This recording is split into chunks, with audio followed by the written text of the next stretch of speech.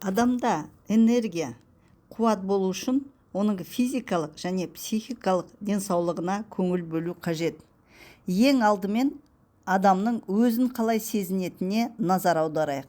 Егер ол жақсы демалса, дұрыс тамақтанса және өзін қоршаған ортадан позитивті әсер алса, онда оның энергиясы мол болады. Ал егер ол үнемі шаршап жүрсе, зиянды тағамдарды жесе және стресте болса, онда оның энергиясы төмендейді.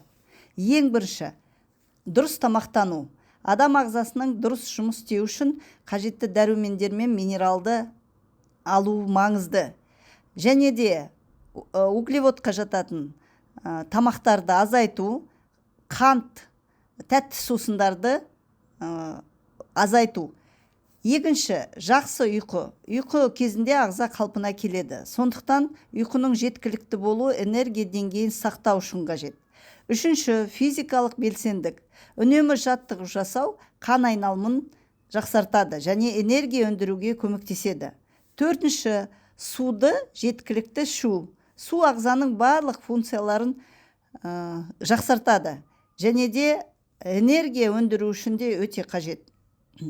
Стрессті басқару. Стресс энергияны жеп қояды. Сондықтан оны басқару әдістерін үйрену өте маңызды. Алтыншы, позитивті ойлау.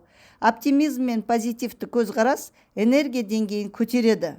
Жетінші, мақсаттар мен жоспарлар. Мақсатқа жетуге ұмтылу энергияны арттырады және мотивация береді. Сондықтан ең бірінші, дұрыс тамақтану. Екінші, жақсы ұйқы. Ерте тұрып, ерте жатуды және бір уақытта жатып, бір уақытта тұруды әдет қылу. Үшінші, физикалық белсендік. Төртінші, стрессті басқару және позитивті ойлау арқылы адам өзінің энергия деңгейін арттырып, өмірдің барлық саласында жетістікке жете алады.